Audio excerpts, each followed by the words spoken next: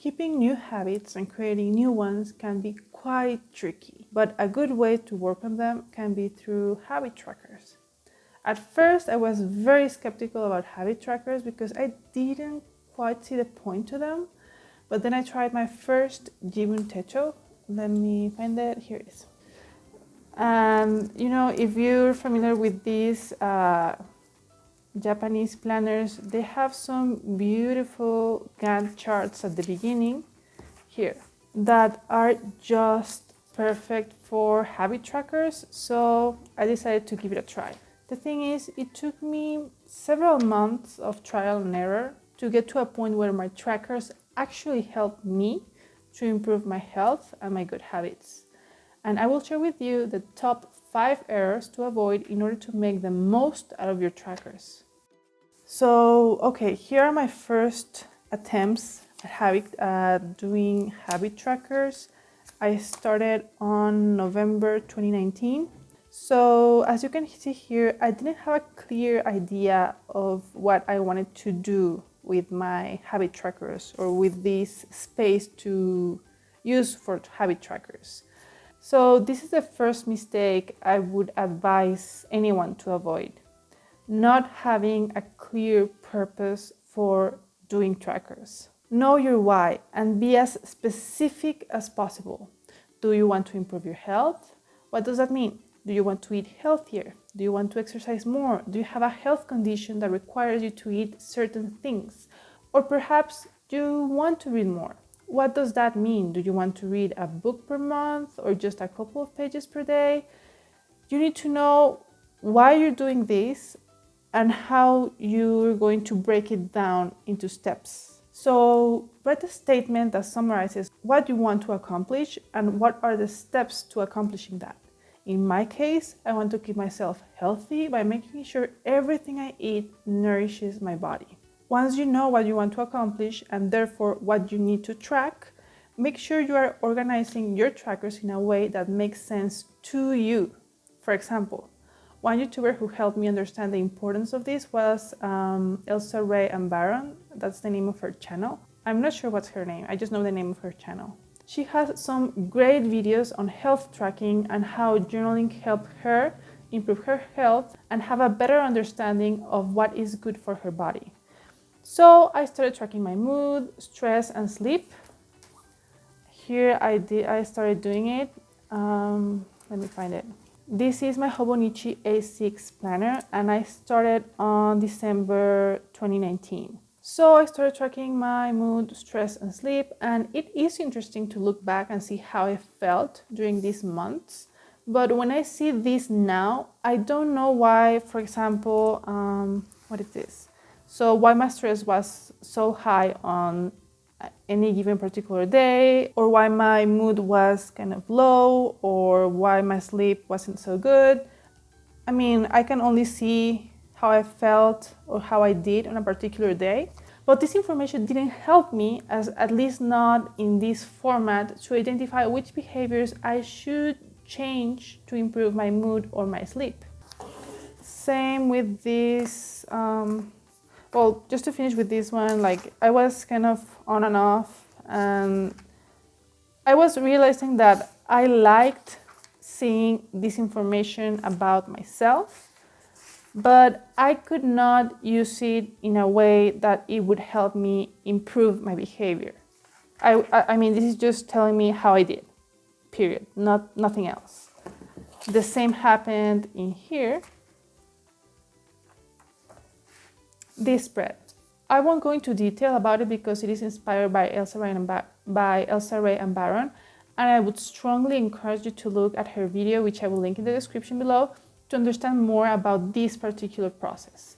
She explains that she tracked everything she ate for a while to understand what was causing some of her health issues. But in my case, when I look at this only tells me what I ate in August. But again, I can't say at a glance what I was doing good for my body or bad.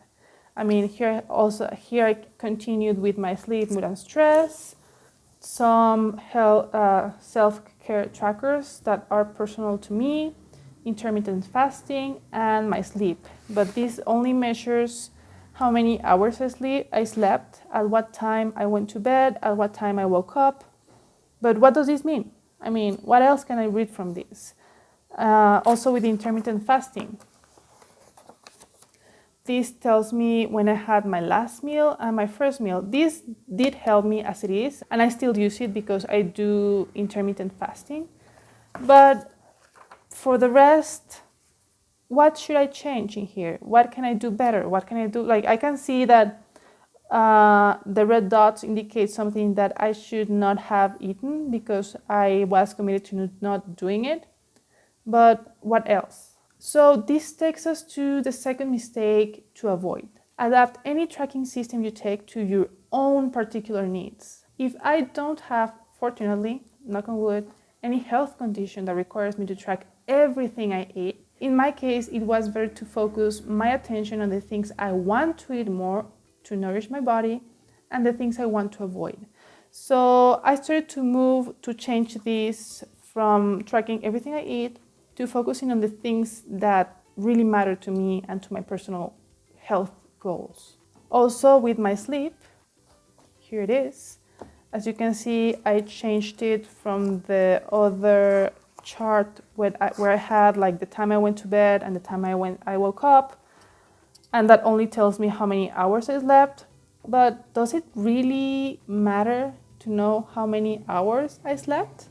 I mean, I think it is better for me to track the quality of my sleep. I could sleep 9 hours, but a very bad quality kind of sleep, the kind that has you waking up feeling even more tired than when you went to sleep the night before.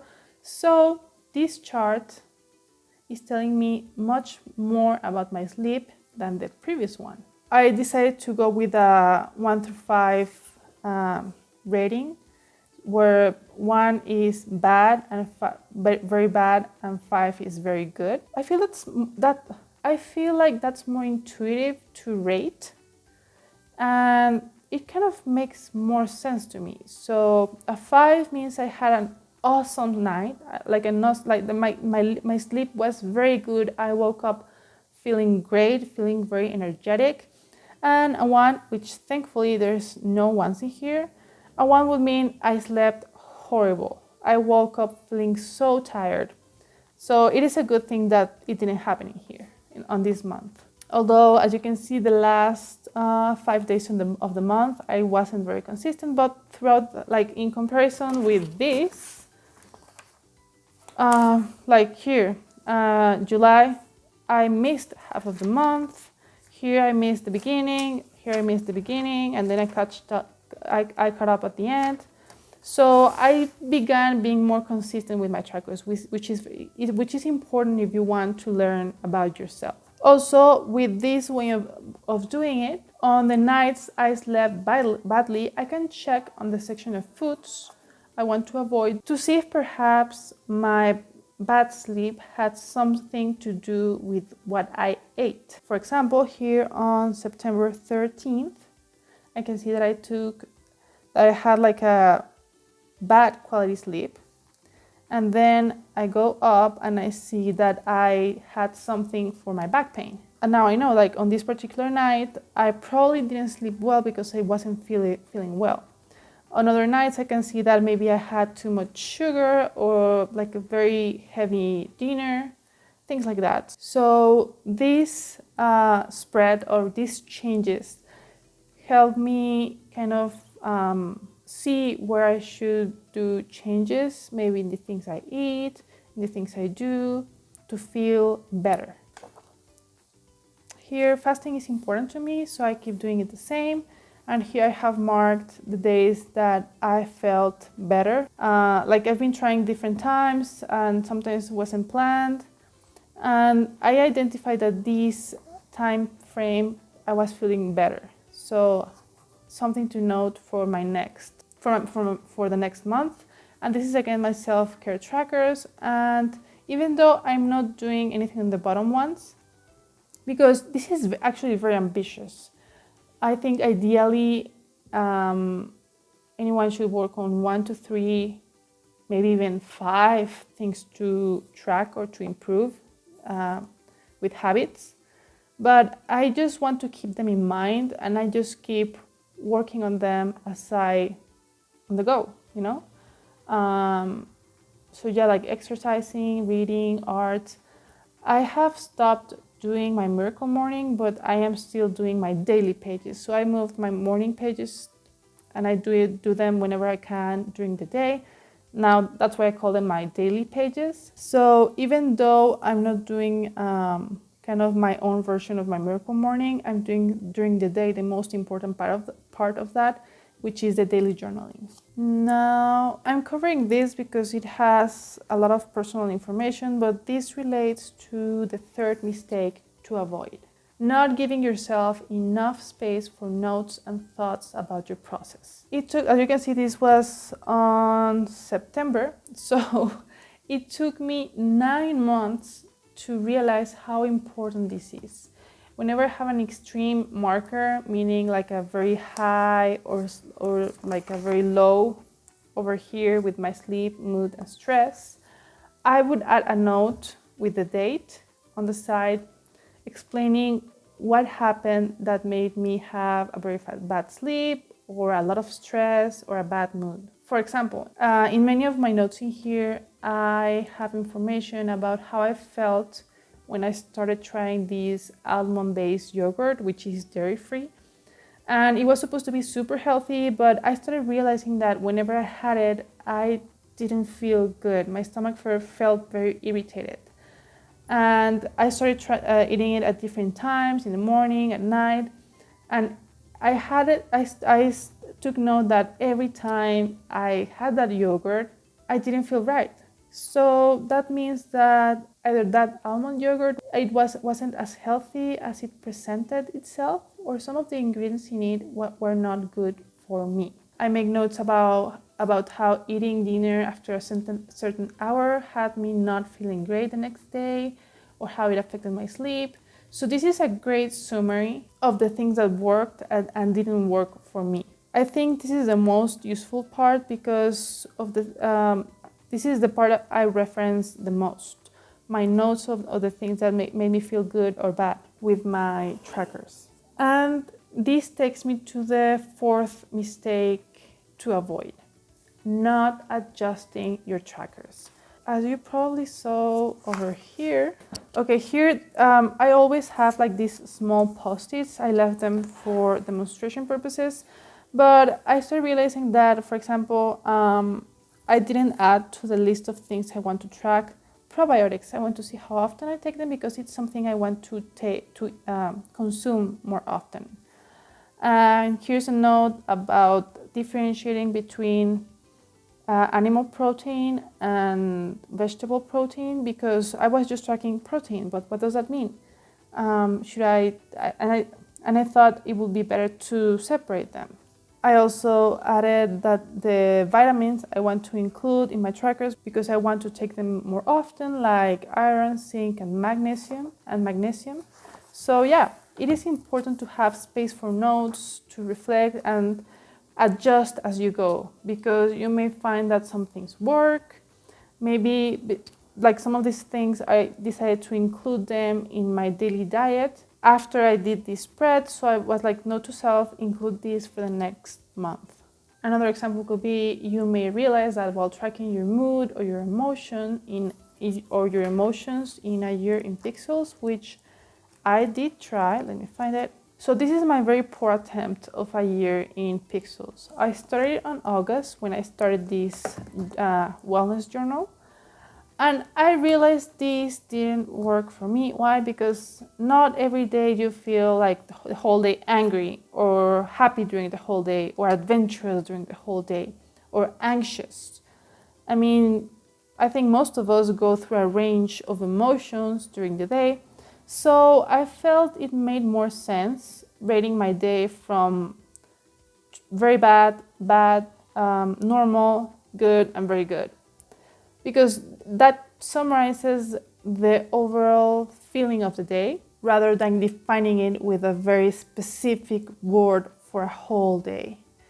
And yeah, this didn't make sense for me. It didn't work for me. I know a lot of people do it, and that's great, because the thing is, the whole thing about this is that not everything works for everyone. The kind of trackers that could work for someone else may not work for you, and vice versa.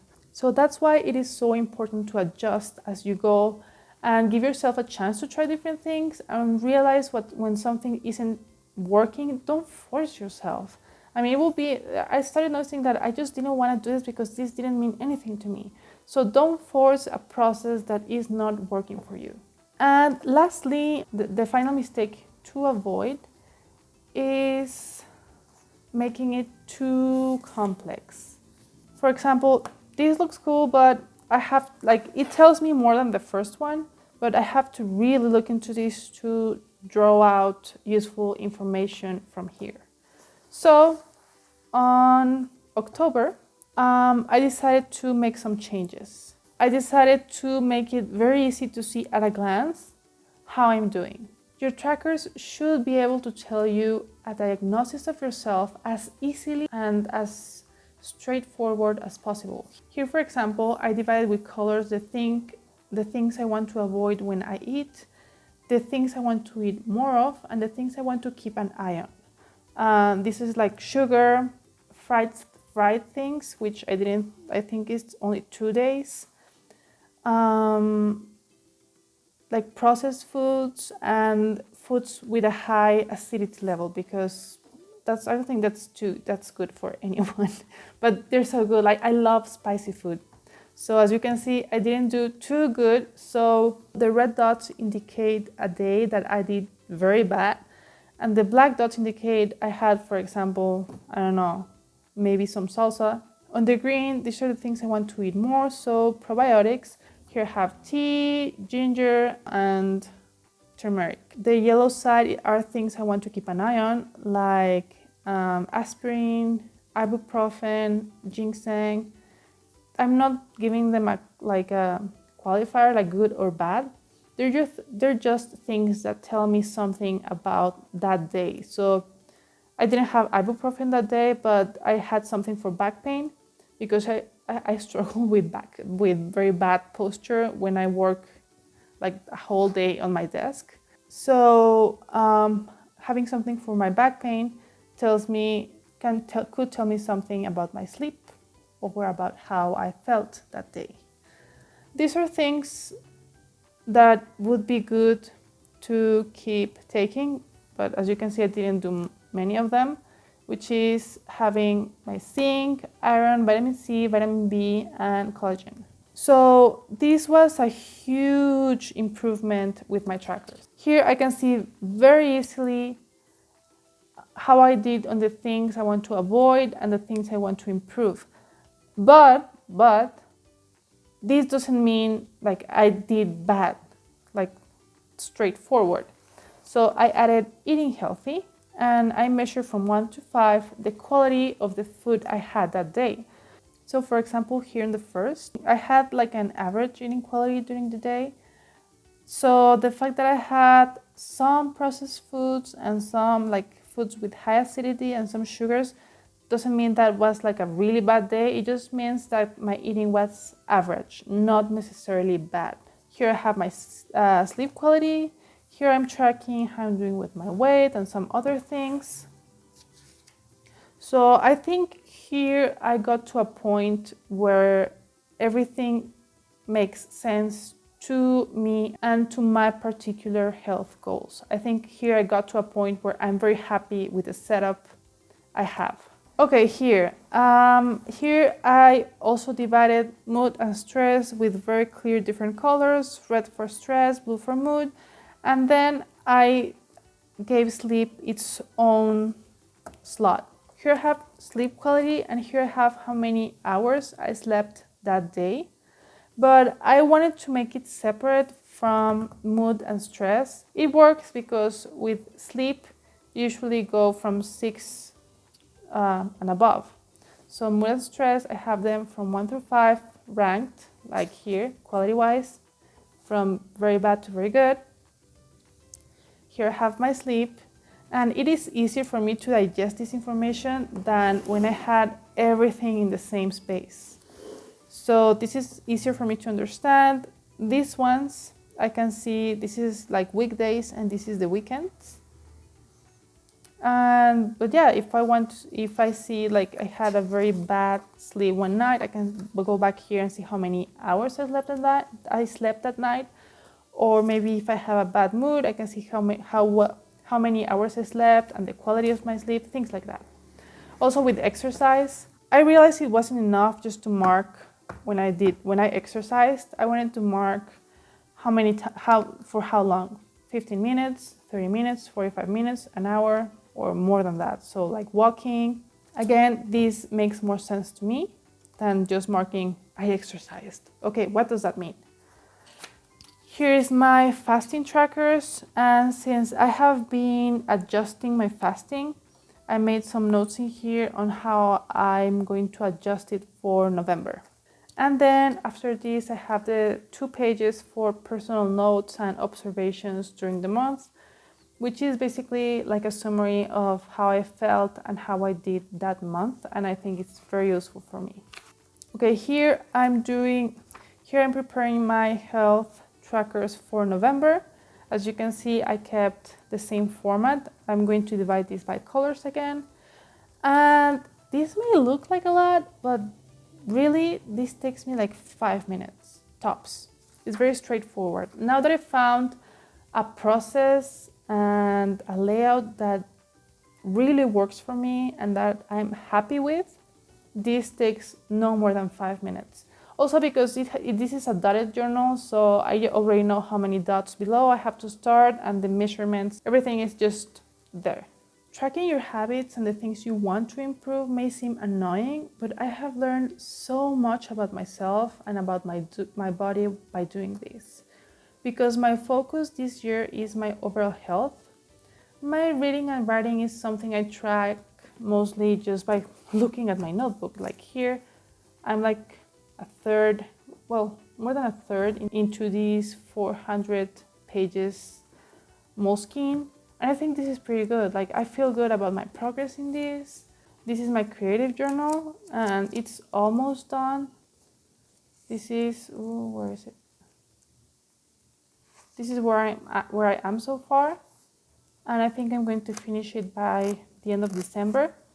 And I'm also very happy with my progress here in my creative journal. And I have been doing art, like these kind of things I can just feel happy seeing how far I am into my journals and my notebooks. I didn't want to add on myself the pressure of saying, oh, I have to read this many pages per day or per week or write this much every day, especially with this like whole pandemic thing that has us at home most of the day and has changed, well, a lot. So I decided to focus my energy on seeing little improvements in areas of my life that won't add any extra pressure at a moment that is already stressful as it is, you know? And somehow these little improvements, one of seeing that I have been consistent with tracking things that matter to my goal of taking care of my body, have pushed me in a good direction in other areas. So, for example, eating better and taking care of my body has helped me feel more focused and with more energy, and I have found myself reading more and writing more. I mean, I think this is the most I have written in a year. These 2 notebooks and doing art, like I think I'm actually doing better than any year before, really.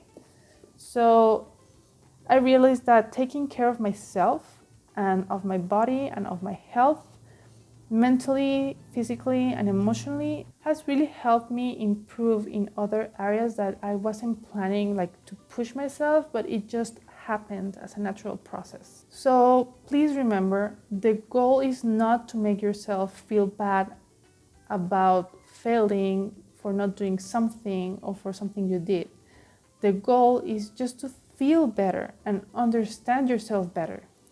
If you feel better, regardless of having a tiny achievement with your trackers, you're good. Use this information to get to know yourself better. As long as this is taking you to some deeper understanding of yourself, I think that translates to success. I would love to know your thoughts on this whole process. So if you have any comments, go ahead and leave them in the comment section below. I really hope this video was useful for you. If you have any questions, again, you can leave them in the comment section below and I will definitely get back to you. There are some books I could recommend about this whole thing with improving with your habits. The first one would be, of course, The Miracle Morning. The second one, The Artist Way, which is the one that truly inspired me to do my daily pages. There's also, I think it's called The 5 Seconds Rule, which is a great book. And the other one is Better Than Before. Those are books that had really helped me work on myself and improve in many different areas of my life. If you would like a review of any of those books, you can let me know in the comment section below. So yeah, I hope this was useful for you and I hope you have a wonderful, wonderful day. Bye-bye.